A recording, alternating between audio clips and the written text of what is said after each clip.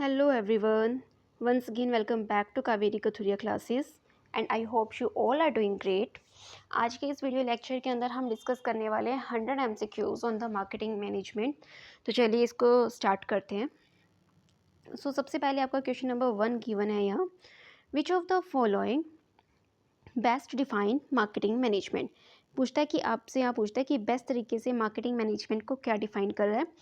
यहाँ पे option A given है, सेलिंग प्रोडक्ट एग्रेसिवली। क्या प्रोडक्ट को एग्रेसिवली सेल करना आपका फंक्शन है। मैनेजिंग प्रोडक्शन एफिशिएंटली, प्रोडक्ट को मैनेज करना efficiently. Planning, executing, pricing, promotion and distribution. And the fourth is controlling financial resources. तो देखिए यहाँ पर सेलिंग प्रोडक्ट एग्रेसिवली, ये तो बिल्कुल भी नहीं होता है, क्योंकि सिर्फ प्रोडक्ट को सेल करना क्या मार्केटिंग मैनेजमेंट का काम है? नहीं। मैनेजिंग प्रोडक्शन एफिशिएंटली मैनेज करता है। Planning and executing, pricing, promotion, distribution ये भी करता है। कंट्रोल फाइनेंशियल रिसोर्सेज ये भी कर रहे हैं इसमें। लेकिन अगर बेस्ट तरीके से पूछा जाए तो यहाँ पर ऑप्शन सी जो है हमारा करेक्ट आंसर हो जाता है, क्योंकि इसके अंदर जो है सारे के सारे फैक्टर्स को इंक्लूड किया गया है। Next is the concept of customer value refers to. जो आपका कॉन्सेप्ट है कस्टमर वैल्यू का, वो किस चीज़ को रेफर करता है? यहाँ पर आपको 4 ऑप्शन दिए हैं। कॉस्ट ऑफ प्रोडक्शन बताता है? नो, आपका कस्टमर वैल्यू जो है सिर्फ कॉस्ट ऑफ प्रोडक्शन नहीं बताता है। Difference between the benefits and cost, yes. जब भी आप कोई प्रोडक्ट परचेज करते हैं तो आपने कई बार देखा होगा कि आप मार्केट में जब जाते हैं तो आप ये देखते हैं कि इस प्रोडक्ट की कॉस्ट मुझे क्या पड़ने वाली है, फिर आप ये भी देखते हैं कि इस प्रोडक्ट से मुझे बेनिफिट क्या मिलेंगे। आप दोनों चीज़ों को कंपेयर करते हैं, उन दोनों की चीज़ों का जब डिफरेंस आप निकाल रहे होते हैं उसी को क्या कहते हैं? कस्टमर वैल्यू कहा जाता है। Now move to next question, which philosophy focus on the large scale production and cost. ऐसी कौन सी फिलोसफी है जो लार्ज स्केल प्रोडक्शन और कॉस्ट के ऊपर फोकस करती है? 4 यहाँ पर आपको जो है कॉन्सेप्ट्स दिए हैं। तो सबसे पहले हम समझते हैं प्रोडक्ट कॉन्सेप्ट। प्रोडक्ट कॉन्सेप्ट वो होता है जो प्रोडक्ट की क्वालिटी के ऊपर काम करता है, right. And option number B जो है आपका प्रोडक्शन कॉन्सेप्ट, ये जो है प्रोडक्ट के लार्ज स्केल प्रोडक्शन पे और लो कॉस्ट पर काम करता है। और सेलिंग कॉन्सेप्ट होता है जो प्रोडक्ट को एग्रेसिवली प्रोडक्ट को प्रमोट करने का काम करता है। And D is marketing concept, जो कस्टमर पॉइंट ऑफ व्यू से सोचता है और उसी के पॉइंट ऑफ व्यू से चलता है। सो यहाँ पर जो आपका करेक्ट आंसर है वो क्या हो जाता है? Option number B, production concept. Now move to next question, question number 4, which of the following is not a component of marketing mix. इसमें से कौन सा कॉम्पोनेंट मार्केटिंग मिक्स का नहीं है? यहाँ 4 ऑप्शन आपको दिए हैं, product, price, place and people. देखिए जब भी आप देखिए इस क्वेश्चन को देखकर थोड़ा सा कंफ्यूज हो सकते हैं, क्योंकि पीपल भी जो है वो मार्केटिंग मिक्स में इंक्लूड अब किया जाता है। लेकिन इस क्वेश्चन की डायरेक्शन को समझें तो यहाँ क्या आ रहा है? प्रोडक्ट, प्राइस, प्लेस, ये तीनों होते हैं। तो इसी के हिसाब से जो है प्रमोशन भी आएगा, जो किसने दिया था? MC कार्थी के द्वारा 4 दिए गए हैं। तो जो इससे अलग डायरेक्शन में चल रहा है, ऑप्शन नंबर डी जो है यहाँ पर आपका करेक्ट आंसर हो जाता है, which is not a component of marketing mix as per the traditional point of view. Next concept पे चलते हैं हम, क्वेश्चन नंबर 5 पे। द सेलिंग कॉन्सेप्ट एम्फेसिस, जो सेलिंग कॉन्सेप्ट है वो एम्फेसिस करता है किस पॉइंट पर? कस्टमर सेटिस्फैक्शन की बात करता है? नो, ये तो हमारा जो है मार्केटिंग कॉन्सेप्ट बात करता है। एग्रेसिव प्रमोशन, यस, जो हमारा सेलिंग कॉन्सेप्ट है वो किस पर बात करता है? हमारे एग्रेसिव प्रमोशन पर, मतलब प्रोडक्ट को प्रमोट करने पर। Market research, no. Value delivery, no. Now move to next question, question number 6, market segmentation is done. Market segmentation किया जाता है, is done to increase the production. क्या प्रोडक्शन को इंक्रीज करने के लिए? No. Divide market into group, yes. हम जो है जब मार्केट को अलग अलग होमोजीनियस ग्रुप्स में डिवाइड करते हैं उसी को मार्केट सेगमेंटेशन कहते हैं। Reduce cost, no. Eliminate competition, no. So B is your correct answer. Now move to question number 7, which factor affect consumers buying behaviour. कौन सा फैक्टर जो है कंज्यूमर बाइंग बिहेवियर को अफेक्ट करता है? Culture, yes, social and personal. So D is your correct answer. ये सारे ही factors जो हैं आपके इम्पैक्ट करते हैं किसको? कंज्यूमर बाइंग बिहेवियर को। Next is branding helps in. Branding किस चीज़ में हेल्प करता है? प्रोडक्ट को आइडेंटिफाई करने में, यस। डिफ्रेंशिएशन, प्रोडक्ट को डिफ्रेंशिएट करने में, yes. Building loyalty, yes. So here D is your correct answer. D जो है आपका करेक्ट आंसर हो जाएगा। Now move to question number 9, PLC stands for. PLC stand करता है, किसके लिए स्टैंड करता है? वेरी सिंपल क्वेश्चन है, कुछ एक्सप्लेन करने की ज़रूरत नहीं है। प्रोडक्ट लाइफ साइकिल को जो है यहाँ पर ये रेफर कर रहा है। Introduction stage of the PLC is characterised by, कहते हैं कि अगर हम पीएलसी की इंट्रोडक्शन स्टेज की बात करते हैं, इंट्रोडक्शन स्टेज के अंदर क्या देखने को मिलता है कि आपको हाई प्रॉफिट देखने को मिलता है, हाई सेल मिलता है, लो सेल मिलता है, high promotion cost and decline demand. देखिए जब भी हम पीएलसी की बात करते हैं तो आपको पता है इस तरीके का कुछ आपका फिगर बनता है। अब जब भी आप किसी प्रोडक्ट को लॉन्च करेंगे ना तो एकदम से आपको उससे प्रॉफिट होने वाला नहीं है, ना ही एकदम से उसकी बहुत ज़्यादा सेल होती है। स्टार्टिंग में क्या होता है कि आपको उस प्रोडक्ट को प्रमोट करना होता है, सेल जो है वो लो रहती है और उसको प्रोडक्ट को प्रमोट करने के लिए आपको जो है खर्चा करना पड़ता है। So here C is your correct answer. When pricing strategy involves high pricing initially, कहते हैं कि ऐसी प्राइसिंग स्ट्रैटेजी जिसके अंदर स्टार्टिंग में ही प्राइस जो है बहुत ज़्यादा हाई रखा जाता है उसको स्कीमिंग प्राइसिंग स्ट्रैटेजी कहते हैं। So B is your correct answer. अब अगर समझें, अगर हम इस पेनिट्रेशन प्राइसिंग पॉलिसी को भी समझ लेते हैं जहाँ पे स्टार्टिंग में प्राइस बहुत लो रखा जाता है तो उसको पेनिट्रेशन प्राइसिंग पॉलिसी कहते हैं। और जब हम कंपटीटर को दिमाग में रखते हुए प्राइस रखते हैं तो वो कॉम्पिटिटिव प्राइसिंग कहलाती है। डिस्काउंटिंग प्राइसिंग जिसके अंदर जो है हम डिस्काउंट रखते हैं। So here B is your correct answer. Channel of distribution, कहते हैं चैनल ऑफ डिस्ट्रीब्यूशन का क्या मतलब होता है? देखिए सबसे पहले हम अंडरस्टैंड करते हैं चैनल ऑफ डिस्ट्रीब्यूशन होता क्या है। वर्ड से क्लियर है, डिस्ट्रीब्यूशन मतलब यहाँ पर प्रोडक्ट को डिस्ट्रीब्यूट करने की बात हो रही है। और प्रोडक्ट बनाता कौन है? मैन्युफैक्चरर, लेकिन उसको यूज़ कौन कर रहा है और परचेज कौन कर रहा है? कस्टमर। ठीक है, अब यहाँ पर मैन्युफैक्चरर से कस्टमर तक प्रोडक्ट को भिजवाने के लिए हमें एक रास्ता जो है फॉलो करना होता है, एक पाथ फॉलो करना होता है, उसी को क्या कहते हैं? Channel of distribution. क्या प्राइसिंग स्ट्रैटेजी की बात हो रही है? No. Path through which the goods reach customer, yes. So B is your correct answer. But हमारा फर्ज बनता है सारे ऑप्शंस देखने का। Promotion plan, no. प्रोडक्शन को system, no. So here B is your correct answer. Advertising is a form of, कहते हैं कि एडवर्टाइजिंग जो है वो कैसा फॉर्म है? Advertising is a form of personal selling, no.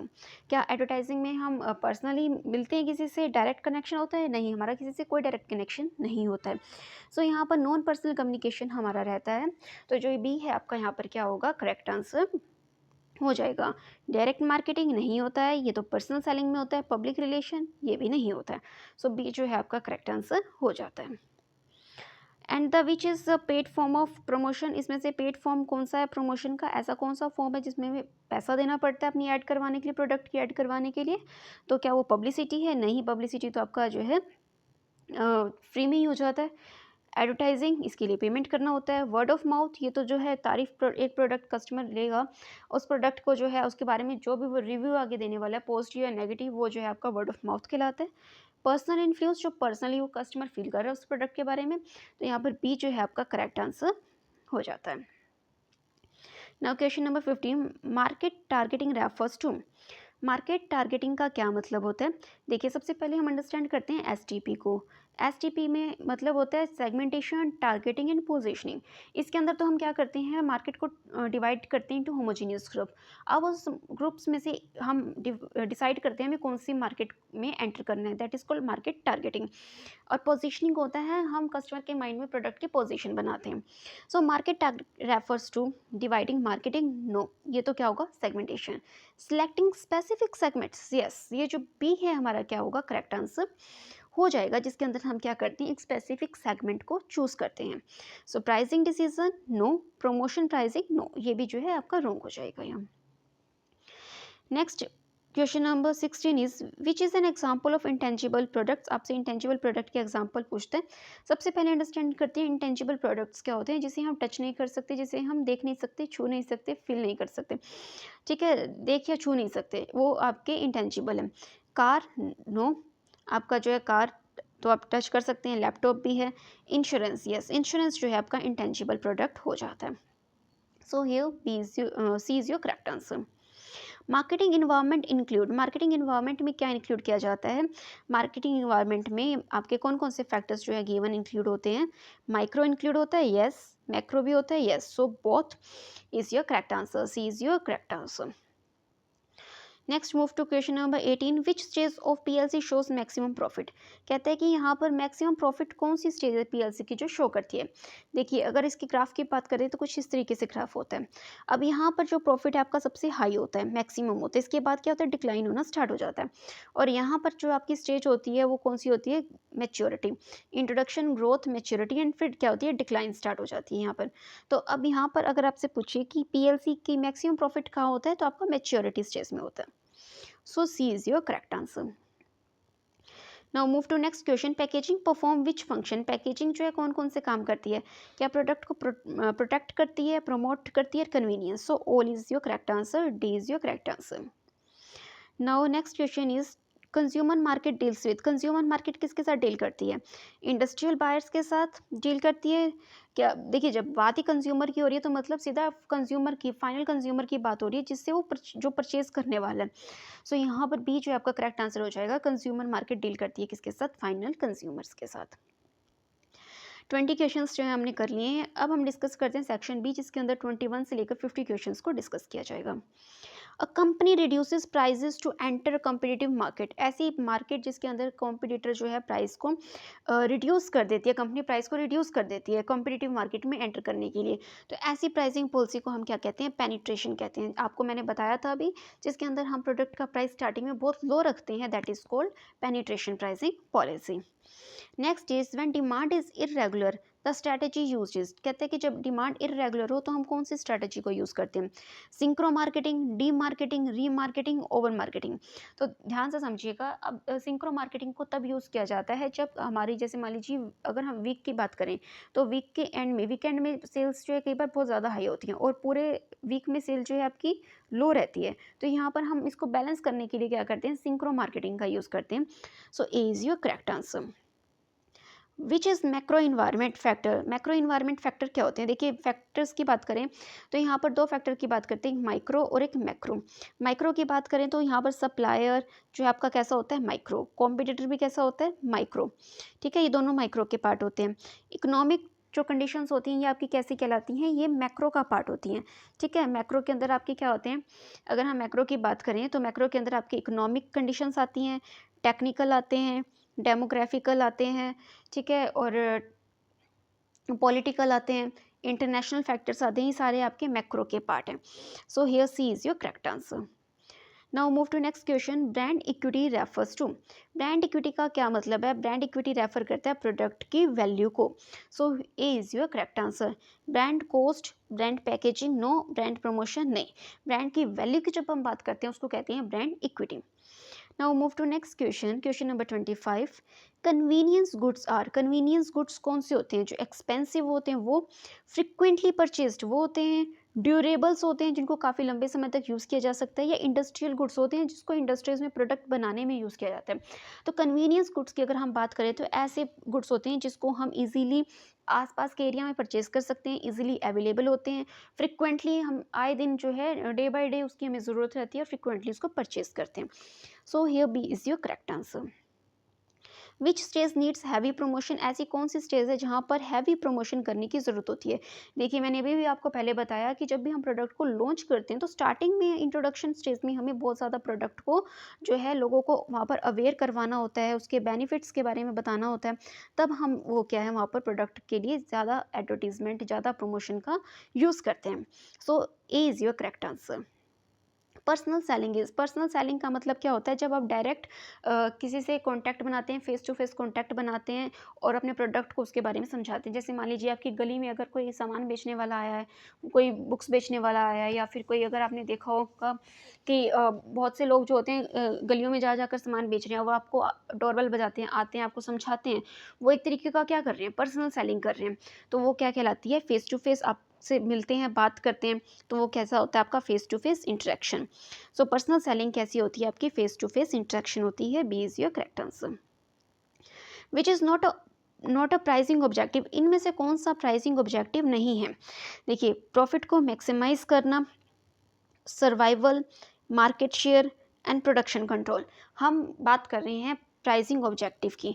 जब भी प्राइसिंग ऑब्जेक्टिव की हम बात करते हैं तो किसी भी प्रोडक्ट का आप प्राइस डिसाइड करोगे, कहीं ना कहीं वो प्रॉफिट को इम्पैक्ट करेगा। प्राइस ज़्यादा है तो प्रॉफिट भी ज़्यादा होगा। अब अगर प्राइस आप डिसाइड, मतलब ये इम्पैक्ट हो रहा है, अगर आप प्राइस ऑब्जेक्टिव की बात करते हैं, प्राइस जब डिसाइड करते हैं, क्या वो आपकी सर्वाइवल को अफेक्ट करता है? यस। मार्केट में आपके शेयर को अफेक्ट करता है? यस। तो यहाँ पर आपका जो प्रोडक्शन कंट्रोल है, इसका जो है ऑब्जेक्टिव नहीं है। Production control is not the objective of, not the pricing objective. So D is your correct answer. Rural marketing focus on. Rural marketing क्या होती है?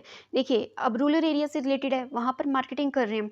अब एक अर्बन एरिया होता है, एक रूरल एरिया होता है। अब रूरल एरिया में रहने वाले जो लोग हैं, ठीक है, वो उन लोगों ने जो प्रोडक्ट परचेज करने हैं, जैसे उन लोगों की लाइक्स डिसलाइक्स हैं, उनकी रिक्वायरमेंट है, उनकी डिमांड है, उसके अकॉर्डिंग आप प्रोडक्ट अवेलेबल करवाएंगे, उसके अकॉर्डिंग मार्केटिंग करेंगे, तो वो क्या कहलाती है? Rural marketing. तो रूरल मार्केटिंग फोकस ऑन किस पे फोकस करेगी? अर्बन बायर्स पे नहीं, शहरों वालों पर क्यों फोकस करेगी? वो विलेज कस्टमर्स, यस, वहाँ के लोगों के ऊपर, उनकी लाइक पे, डिसलाइक्स पे, उनकी जो बोली है, ठीक है, जिस लैंग्वेज में वो समझ सकते हैं, उस लैंग्वेज में उनको समझाया जाता है। So B is your correct answer. उसी तरीके की मार्केटिंग तैयार की जाती है।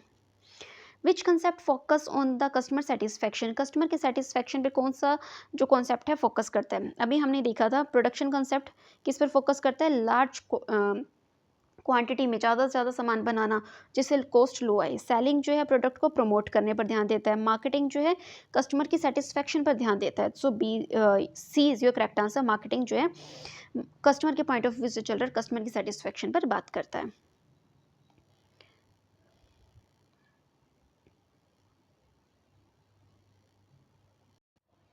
सो ये थे आज के हमारे 30 क्वेश्चंस जिसको हमने डिस्कस किया। बाकी के जो क्वेश्चंस हैं हम उसको जो है नेक्स्ट लेक्चर में डिस्कस करने वाले हैं। So meet you in the next lecture. Till then stay connected. Thank you very much.